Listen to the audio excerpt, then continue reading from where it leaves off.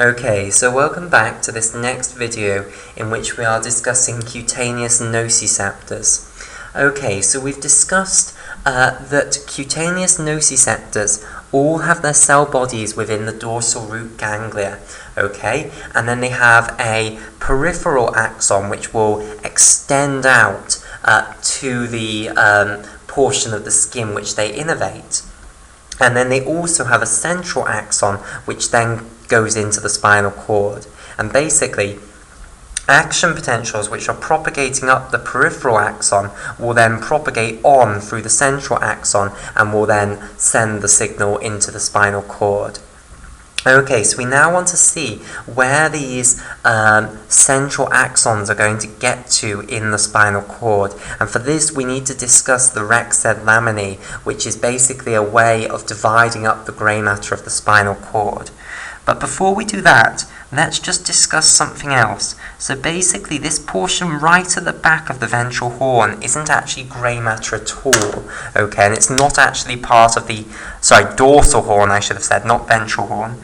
This portion right at the back of the dorsal horn, which I'm colouring in purple here, this actually isn't part of the dorsal horn at all, okay. Instead, it's white matter, okay, and it's called the tract of Lissauer's. Okay, now am I going to be able to fit that in here? Yes.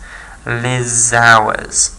Okay, and basically what's going to happen is when the central axon enters the back of the spinal cord here, what's going to happen is it's going to split up into many different branches. So basically, if we view this from the front, so if we're looking at the spinal cord now longitudinally, okay, so if I draw my spinal cord here, okay, then I have got my sensory neuron coming in here, which we're thinking of as a nociceptor.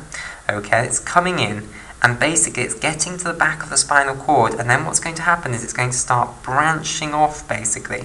It's going to give off a huge number of different branches. Okay, and all these different branches will enter the spinal cord, grey matter, at different levels. And basically this tract of Lissauer is where all of these branches of the nociceptors are going to move up and down, basically. So some will move down, and the fancy word for down is to say that they will move caudally, okay?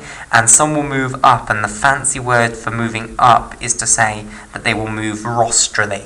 Okay, strictly speaking, caudally means towards the tail. Of course, humans don't have a tail, but imagine where the tail would be. And rostrally means towards the nose. Okay, right. So, basically this tract of Lissauer contains branches of the nociceptors which are moving up and down the level of the spinal cord before they actually enter the grey matter. Okay, so these branches will move up and down in the tract of Lissauer, and then the branch will come out of the tract of Lissauer and into the grey matter of the spinal cord. And this is quite extraordinary then. So each nociceptor is going to send off loads of different branches, and all of these branches will be entering the grey matter of the spinal cord at different levels. Okay, they're all obviously nearby the level that the nociceptor actually came in at, but it does actually stimulate different levels of the grey matter. Okay, right, so now let's divide up the grey matter in one cross-section. Okay, right, so the way we're going to do this is using what's known as rexed laminae. Okay, so we're now about to discuss the rexed laminae. Okay, so basically there are 10 rexed laminae. So the first 6 are in this dorsal horn. So 1, 2, 3, 4, 5, 6. So those are the first 6 rexed laminae here, and they just run in the order you'd expect. So this first one, in fact I might try and colour code it. So this first one that's in orange, that's rexed laminae 1. Okay, so there's rexed laminae 1. Then the next one, which I'll have in red, and that was probably not a great colour choice because red, orange and purple all look pretty similar, but never mind. Okay, the next one in red is rexed laminae 2. The next one in blue here is rexed laminae 3. Okay, the next one which I'll do in green is Rexed laminae 4. Okay, so that's Rexed laminae 4. The next one which I'll do in, I think, vivid purple, because I'll run out of colours otherwise, so I'm going to have to start repeating things. Okay, so the next one in vivid purple here is Rexed laminae 5. Okay, the next one which I'll do in turquoise is Rexed laminae 6. Okay, so there is Rexed laminae 6. So that's the first 6 Rexed laminae. Now, let's do the final 4. Okay, so rather than doing 7, 7's quite complicated, so it's best to leave 7 till last, because 7 is kind of everything that's left over after we've done 8, 9, and 10. So let's start off with 10. So 10 is this portion here. Okay, and I should just say that you have the exact same thing occurring on the other side. Okay, so 10 I'll colour in pink here. So in pink, this is 10. Okay, so 10x, like so. Then we have 8, which is very close to 10, sitting here. I'll colour 8 in yellow. Okay, so there is 8. And then finally we'll show 9, and then 7 is everything that's left over.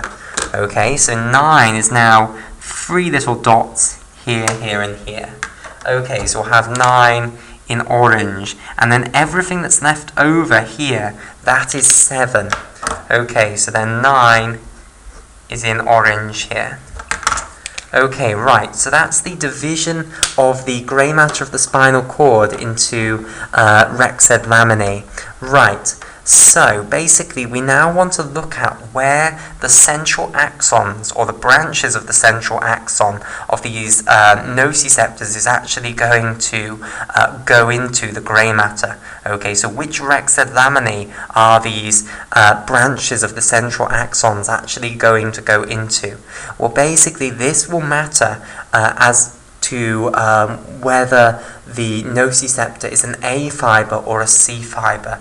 So if our nociceptor was a C fibre, basically it sends its central axons into Rexed laminae 1 and 2. Okay, so the central axons, or rather the branches of the central axon of nociceptors, which are C fibres, will go into Rexed laminae 1 in orange here and Rexed laminae in 2. Now there is a combined name for Rexed laminae 1 and Rexed laminae 2. The combination of the two is often called substantia gelatinosa. Okay, so that's another name for the combination of Rexed laminae 1 and 2. It's an anatomical definition, substantia gelatinosa. Basically, when you actually look at the cross-section of the spinal cord, you can anatomically distinguish this. It's a region that looks separate. But approximately, using the Rexed laminae definitions of the grey matter, substantia gelatinosa corresponds to Rexed laminae 1 and 2. The difficulty here is that basically Rexed defined a way of splitting up the grey matter of the spinal cord, and then the substantia gelatinosa was a separate anatomical definition, and we're now trying to combine the two together. So approximately substantia gelatinosa basically is equivalent to Rexed laminae 1 and 2. However, some people will quote that substantia gelatinosa is Rexed laminae 2 and 3. And this basically is just the fact that we're trying to combine these two different naming systems. And this is a region that looks different to the other regions, but whether you say that it's within Rexed laminae 1 and 2 or Rexed laminae 2 and 3, it's around there somewhere, basically. Okay, most people, I would say, quote it as 1 and 2 rather than 2 and 3. Okay, right. On the other hand, if your nociceptive fibre is an A fibre, okay, then generally the branches of the axon terminals this time will go into Rexed laminae 1 or rexed-laminae 5. Okay, and they will synapse on secondary neurons in rexed-laminae 1 or 5. Now, we're not going to discuss the secondary neurons in this video. That will be for later videos. We're just discussing the cutaneous nociceptors at the moment, so these neurons which detect the noxious stimuli and fire action potentials in response to it. Okay, right. So, we've now discussed nociceptors which have their cell bodies in dorsal root ganglia and come through peripheral nerves that are not the trigeminal nerve. We now want to turn our attention to the lone example, which is the trigeminal nerve. Okay, so basically the trigeminal nerve is a nerve which has sensory fibers that innervate the face and the neck, okay, the head and neck. Okay, right. So, basically it comes off the brainstem. So, if I continue my picture of the spinal cord upwards, so let's say this is the spinal cord. Above the spinal cord, what you have is a portion known as the medulla. Okay, so this is the medulla. And then above that still, you have another section called the pons. Okay, so basically, if you follow the spinal cord all the way up your back, all the way to the point where it goes through foramen magnum at the base of the skull, okay, so foramen magnum is somewhere here, then if you go into the skull, what you will find is the continuation of the spinal cord is the medulla and then the pons, and these are parts of what are known largely as the brainstem. They're not the complete brainstem, there is the midbrain as well above that, which is part of the brainstem as well. Okay, right, so this is foramen magnum that I was labelling here. And basically, the trigeminal nerve is a very easily distinguishable nerve. If you see this anatomically, you will be able to distinguish the trigeminal nerve because it is a massive great nerve that comes off the front of the pons. Now you will have two of these, and I think I might just draw the pons bigger here because that picture's getting a little bit difficult to add extra stuff on. So let's say this is the pons here. Okay, right. So basically, coming out of the front of the pons, you will have a massive great nerve, and these are the trigeminal nerves. So you'll have one on each side. Okay, so this is the patient's left side, this is the patient's right side. So this is the left, and this is the right. So this is the left trigeminal nerve that I'm showing you here. Okay, and basically, the trigeminal nerve has a ganglion as well. Okay, so what happens is whilst the trigeminal nerve is still within the skull, you have a large ganglion, okay, called the trigeminal ganglion, and the right one will have a trigeminal ganglion as well. Okay, so here's the right trigeminal ganglion. So this is called the trigeminal ganglion, and this is still located within the skull, basically. Okay, and then what will happen is three smaller nerves will come out of the trigeminal ganglion. Okay, so 1, 2, 3. So here are the smaller nerves, and these are the branches of the trigeminal nerve. So the top one is the, not the mandibular, the top one is the ophthalmic nerve, okay, called V1. Okay, so the trigeminal nerve is also called cranial nerve 5, okay? So this is also called cranial nerve 5. So the ophthalmic nerve is also called cranial nerve V1, basically. So you put V1 there. It's the first branch of the trigeminal nerve 5. Okay, the next branch, the second branch, is called the maxillary nerve. Okay, and that's often called V2. Okay, and the final branch is called the mandibular nerve, and that's called V5. Okay, so those are the three branches that the trigeminal nerve, sorry, not V5, V3. Okay, so 5, 3. Okay, right, so here is the ophthalmic nerve in turquoise here. Okay. Here is the maxillary nerve in blue here. Okay, and here is the mandibular nerve in pink here. Okay, right. Now, basically, sensory neurons from the head and neck will come in through these neurons, through these nerves rather, and I just want to show you which portions of the head and neck are innervated by each of these three branches of the trigeminal nerve. So if I just draw a quick picture of the facial region here. Okay, so here's your nose, here is your mouth, here's your chin, and then your neck there. Okay, right. So basically, the trigeminal nerve is deep within the skull here. So let's sort of have the ganglion here.